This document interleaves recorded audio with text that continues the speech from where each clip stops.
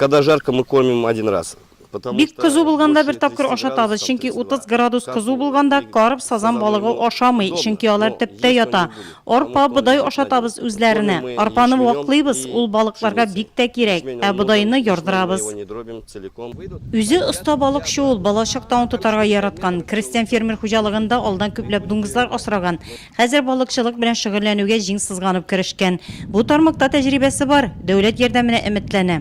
Мы в этом году входили в программу... Без быел балыкчылык аквакультура программасына кирдек, әмма буа белән бераз соңардык, шуңа күрә программаны көзгә калдырдык. Быел керә алмаса, киләсе елга керербез. Ул безгә Россиянең барлык балыкчылык шелтәренә чыгарга мөмкинлек бирә. Без Татарстанның балыкчылык берләшмәсе әгъзалары була алабыз. Ул безгә зур тәҗрибә бирәчәк. Быелның июнь айында 4 миллион дана балык маймышларын суга җибәргәннәр. Көзгә карып шуртан кәрәкә булачак дип Давлат Джон. Маймышлар җибәрелгән сулыкны район башкарма комитеты җитәкчесе Алмаз Әхмәтшин карады һәм кооператив оештыруда ярдәм булачагын ассызыклады.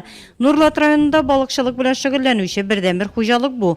Давлат Джонның хуҗалыгында 5-6 авылдашына эш табылган. Шуңа да кооперативка берләшүне уңай бәяли ул.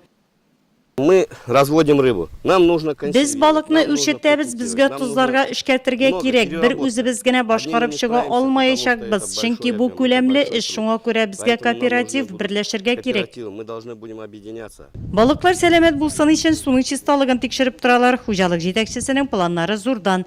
Көзгә биредә реконструкция эшләрен башлап җибәргән ниятли. Мы хотим развивать форель. Без форель үрчетергә ниятлибез. Бирегә без карп сазан җибәрдек, алар булачак, ә без киләсе елда районның барлык кичкенә елгаларына балык маймышлары җибәргә ниятлибез. Безнең кышка 3 буабыз булачак. Монда су төбен чистартачакбыз, чөнки төптә яшеллек бик күп. Тәҗрибәле балыкчы үзе һәм аның кул астында эшләүчеләрнең хыялы. Нурлат районы халкын үзләре үстергән экологик яктан чиста балык продукциясе белән тәэмин итү.